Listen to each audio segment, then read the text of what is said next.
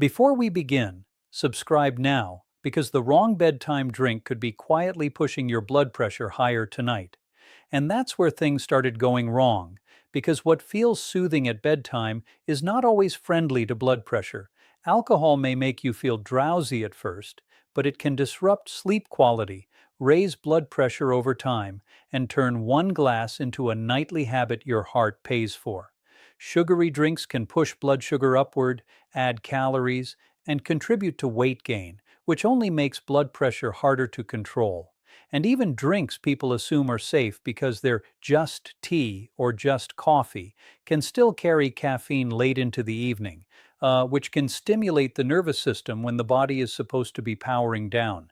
So tonight is not about magical claims. Let me be clear about that. No bedtime drink replaces blood pressure medication when you truly need it. No tea, no juice, no trendy powder is stronger than a complete treatment plan. But what you drink in the evening can nudge your numbers in a better direction or a worse one. And after 60, those nudges matter more than people think because your blood vessels are less forgiving, sleep becomes more fragile, nighttime bathroom trips become more common, and your body reacts more dramatically to sugar, caffeine, alcohol, and excess fluid. That's why the best bedtime drink has to do two things, not one. It has to support blood pressure and it has to respect sleep. Now, before I reveal drink number 3, you need to understand why bedtime matters so much. Most people think blood pressure is only a daytime issue. It isn't. During healthy sleep, blood pressure usually dips. That nighttime dip gives the cardiovascular system a chance to recover. But if you go to bed overstimulated, dehydrated, overfilled with sugar, or waking repeatedly to urinate, that recovery gets interrupted. And when sleep gets fragmented, the stress system stays more active. That means more sympathetic nervous system activity, more cortisol, more strain, and often worse numbers the next morning. So the goal here is not just to lower blood pressure in theory, it's to create a nighttime routine your heart can actually benefit from. All right, let's get to drink number 3. And this one surprises almost everyone because it doesn't look like a blood pressure drink at all. It looks like something you'd only use for sleep. Let me tell you about Walter, 69 years old, who came to me complaining of two problems that seemed unrelated. He wasn't sleeping well, and his blood pressure had started creeping higher. Every night, he would wake up tired, restless, and frustrated. Then in the morning, his readings were elevated, which made him anxious, which made the next night even worse. It became a cycle. Poor sleep, higher readings, more worry, even worse sleep. What finally helped Walter was not a miracle. It was a better evening routine and a drink that supported that routine instead of sabotaging it. Drink number 3 is unsweetened tart cherry juice. And no, I'm not talking about a huge sugary bottle poured into a tall glass right before bed. I'm talking about a modest serving, used strategically, because tart cherry has two qualities that make it interesting for seniors after 60. First, some research in older adults has linked tart cherry juice with lower systolic blood pressure. Second, tart cherry has been studied for modest benefits in sleep, which matters because better sleep supports better overnight blood pressure regulation.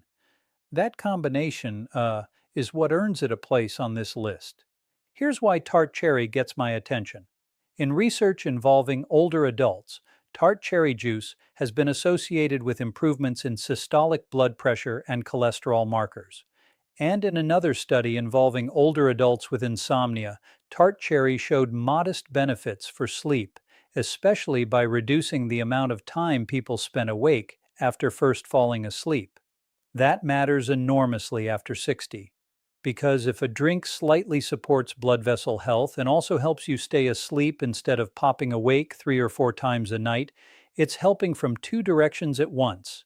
Not dramatically, not overnight, not like a prescription, but in a steady, meaningful way that can fit into real life. Now let me explain the mechanism in plain English. Tart cherries contain polyphenols and plant compounds that may support vascular function. They also naturally contain melatonin, which is one reason researchers have looked at them in relation to sleep. Better sleep does not automatically cure hypertension, of course, but poor sleep absolutely makes blood pressure harder to control. So if you have a drink that may gently support the blood vessels and may also help your sleep architecture behave a little better, that's a smart evening tool. Especially for seniors who tell me, Doctor, my pressure is always worse after a bad night. That pattern is real, and it deserves respect. But here is the mistake people make with tart cherry juice. They hear healthy juice, and they drink too much of it. That is exactly backwards. Portion matters, sugar matters, timing matters.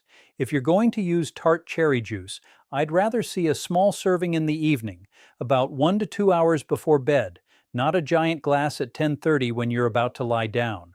Why?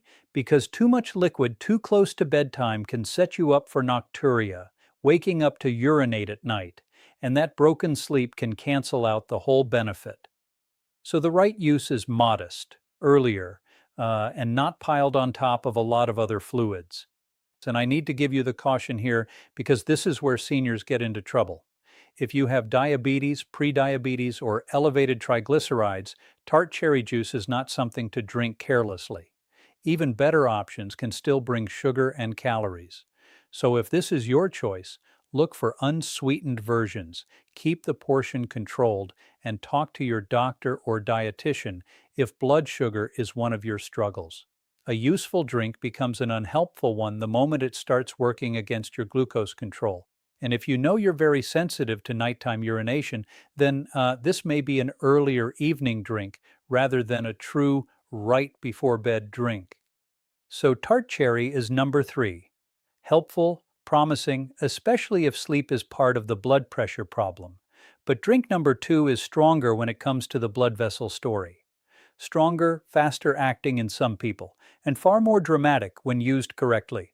The problem is, most seniors either use it at the wrong time, buy the wrong kind, or stop using it because the first thing they notice is not the blood pressure change.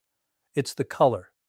Let me tell you about Raymond, 74, who laughed and told me he thought something was seriously wrong because after starting this drink, he noticed red in places he didn't expect. That harmless surprise almost made him quit before he experienced the benefit. Drink number 2 is beetroot juice. And if that sounds strange to you, I understand.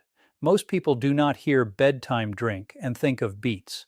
But beetroot is rich in dietary nitrates, and those nitrates can help the body produce nitric oxide.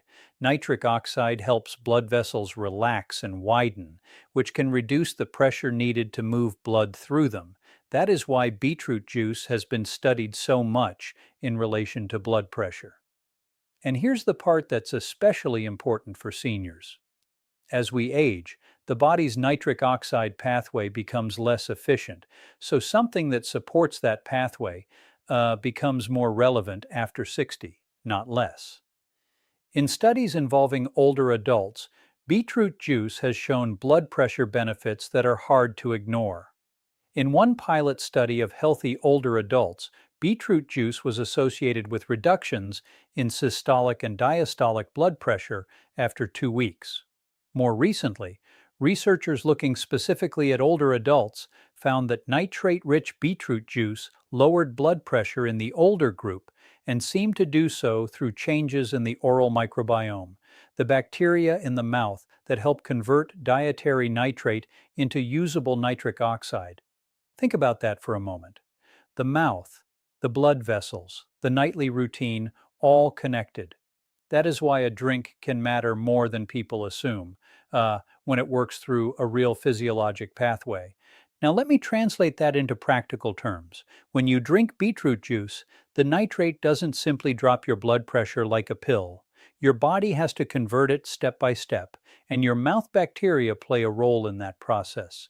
That means consistency matters. It also means some people may respond better than others. But for seniors whose blood vessels have become stiffer with age, supporting nitric oxide production is a very intelligent strategy. And this is why I rank beetroot juice above tart cherry for pure blood pressure support. It is less about sleep, more about vascular mechanics, more about vessel relaxation, more about blood flow efficiency, more about helping an older circulatory system do a younger job. But timing matters with beetroot juice even more than people realize. If you want to use it as a bedtime supportive drink, I do not want you chugging a huge bottle 5 minutes before lights out. That is how you create reflux, bathroom trips, discomfort, and a miserable night. I'd much rather see beetroot juice used in the early evening, roughly 1 to 2 hours before bed, in a modest amount. Some people prefer a concentrated shot. Others tolerate a small glass of regular beet juice better. The point is not excess. The point is consistency. You are trying to support the nitric oxide pathway, not flood your bladder. And that difference is where success or failure often happens.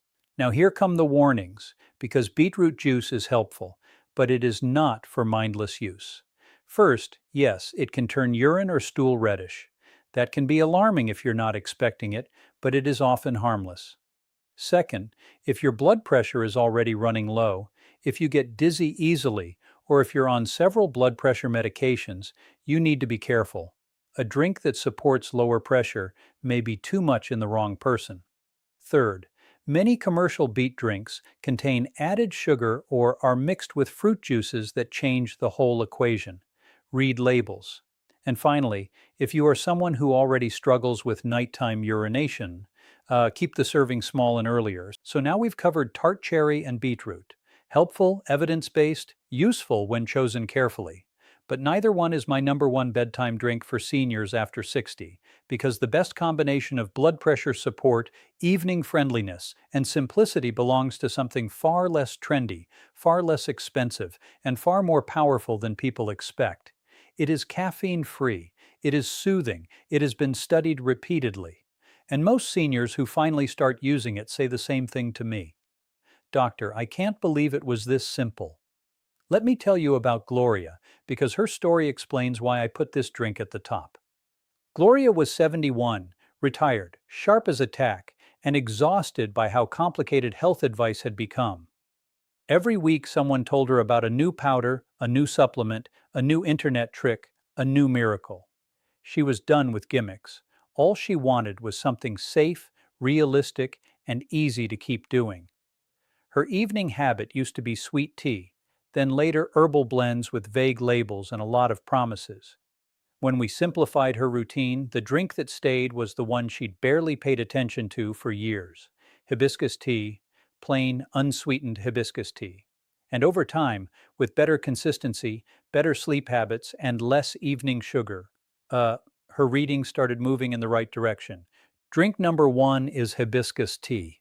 And this is where I need you to pay attention, because hibiscus is not just a relaxing warm drink. It has some of the strongest blood pressure-related evidence among simple beverages people can actually use at home. In one clinical trial, people drinking hibiscus tea daily for several weeks saw a meaningful drop in systolic blood pressure compared with placebo. And when researchers pooled randomized trials in a larger review, hibiscus again showed significant blood pressure lowering effects, especially in people who started with higher blood pressure. That matters because the seniors watching this are not asking for a cute wellness trend. You're asking what might actually help, and hibiscus has earned that conversation. Why does hibiscus deserve number one? Because it checks almost every bedtime box. It is naturally caffeine-free. It is easy to prepare. It can replace less healthy evening drinks instead of merely adding another beverage on top of them. It has antioxidant compounds. It may help blood vessels behave more favorably. Some evidence suggests it may act in ways that support vascular relaxation and blood pressure control. And maybe most importantly, it fits a senior lifestyle. You don't need a blender. You don't need a supplement subscription. You don't need to guess whether it belongs in a nighttime routine. It does. If you use it properly, hibiscus is one of the cleanest swaps you can make. Now let's talk about how to use it the smart way. If hibiscus tea is going to be your evening drink, keep it unsweetened or very lightly sweetened if absolutely necessary. Not loaded with honey, not stirred into sugar, not turned into dessert. The whole point is to replace a blood pressure hostile habit with a blood pressure friendlier one, and timing still matters. I like it best after dinner or 1 to 2 hours before bedtime, especially if nighttime urination is an issue for you. That gives you the comfort of the ritual without forcing your bladder to wake you up at 2 o'clock in the morning. A helpful drink is only truly helpful if it respects sleep, because sleep is part of the treatment. But because hibiscus is effective enough to matter, it is also effective enough to require common sense. If you are already on medication for high blood pressure, especially multiple medications, and your readings sometimes run low, you need to monitor carefully. If you are someone who gets lightheaded, dizzy, or weak when standing, do not assume more lowering is always better. Seniors get into trouble not because healthy habits are bad, but because they stack too many blood pressure lowering influences without paying attention. Medication, weight loss, lower sodium, more walking, plus a strong evening tea can all add up. And while that may sound wonderful on paper, uh, it can become a problem if you ignore symptoms. So here's the ranking again, because I want this burned into your mind. Number 3, tart cherry juice, especially if poor sleep and rising blood pressure tend to travel together for you. Number 2, beetroot juice, especially if you want stronger support for blood vessel function and you tolerate it well. Number 1, hibiscus tea, because it combines the best evidence, the best bedtime fit, and the easiest long-term use. But here is the truth most videos will never tell you. The drink itself is only half the story. The other half is what you stop doing at night. Because you cannot pour hibiscus tea on top of a terrible evening routine and expect your blood pressure to magically surrender. It won't, and your body knows the difference. Let me explain what I mean. I have seen seniors drink something healthy, then spend the next 2 hours eating salty snacks, watching stressful television, arguing with family, checking blood pressure 5 times, and going to bed anxious. Then they wonder why their morning number is still high. A bedtime drink is not a shield against a bedtime lifestyle. If dinner is loaded with sodium, if you're dehydrated all day and then flood yourself with liquid at night, if you use alcohol to feel sleepy, if your sleep is broken every 90 minutes, your arteries are still living in a storm. The drink can help, but it helps most when it becomes part of a calm, consistent evening structure. That's the real secret, not the mug itself. And that brings me to one of the biggest mistakes seniors make. They hear, drink this before bed, and they imagine it means right before lying down. Not necessarily. In many older adults, large amounts of evening fluid increase nighttime urination, and nighttime urination destroys sleep. Lighter sleep in older age makes this even worse. So when I say bedtime drink, what I often mean is your evening wind-down drink, the one that belongs in the last part of the day without forcing your bladder to become the alarm clock. For many of you, that sweet spot is 1 to 2 hours before bed, sometimes a little earlier, enough time to enjoy it, enough time to settle, and not so late that it fights your sleep.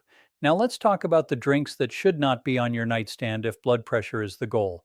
First, alcohol. I know. A lot of people swear by it. They say it relaxes them. But feeling sleepy is not the same as getting restorative sleep, and alcohol can make both blood pressure and sleep quality worse over time. Second, caffeinated beverages. Even if you tell me caffeine doesn't affect you, I promise it affects the cardiovascular system more than many people notice. Third, sugary juices and dessert-like drinks. They may taste comforting, but they can worsen weight, glucose control, and inflammation. And fourth, energy drinks should not even be part of this conversation. After 60, those are not bedtime drinks. Those are cardiovascular chaos in a can. So what does a better evening routine actually look like? Let me make it simple. Dinner is reasonably early, not overloaded with salt. Your blood pressure medication is taken exactly as prescribed, not randomly skipped, because the numbers happen to look good once. You do not spend the evening chasing your blood pressure with repeated anxious measurements. Instead, you choose one sensible drink. If sleep is the bigger issue, tart cherry may make sense. If vascular support is your goal and you tolerate it, beetroot may fit. If you want the simplest, strongest, most bedtime-friendly option, hibiscus tea is the one I reach for first. Then you dim the stimulation, reduce the stress, and give your body a chance to do what it was designed to do, recover. And please hear me on this next point because it matters so much. Do not stack all three drinks in one evening because you want maximum effect. That is not wise. More is not better. More fluid is often worse. More sugar can be worse. More blood pressure lowering influence can be worse. Pick one. Give it time. Be consistent. Watch your readings. Pay attention to your symptoms. The senior who gets results is not the one who throws 10 strategies at the wall in a panic. It is the one who chooses one sustainable habit and repeats it calmly. That is how real blood pressure improvement happens. Quietly, gradually, without drama, without gimmicks, without turning your kitchen into a laboratory every night. Let me tell you about Harold, because his experience ties all of this together. Harold was 76, and he wanted fast results. The moment he heard about healthy nighttime drinks, he bought tart cherry juice, beetroot shots, hibiscus tea bags, mineral water, and a dozen other things. By day 4, he was bloated, waking up repeatedly, and completely convinced that nothing worked. So we simplified everything. One drink, hibiscus tea in the evening, smaller overall fluid volume before bed, less sodium at dinner, no alcohol, a calmer wind-down routine. And within a few weeks, not overnight but steadily, his home readings improved. More importantly, he felt better. He woke up clearer. He stopped obsessing. That's when you know a strategy is helping, when your life gets simpler, not more frantic. Now I need to give you the medical warning I give every patient. If your blood pressure is severely elevated, if you have chest pain, shortness of breath, stroke symptoms, confusion, severe headache unlike usual, weakness on one side, or any emergency symptoms, do not sit there wondering which bedtime drink to try. That is not the moment for tea. That is the moment for immediate medical care. Likewise, if you are already on treatment and your readings are dropping too low, or you feel dizzy, faint, weak, or unstable, that is not proof you're winning. That may mean your treatment plan needs adjustment. Seniors can be harmed by blood pressure that is too low just as surely as by pressure that is too high, and that is why monitoring matters.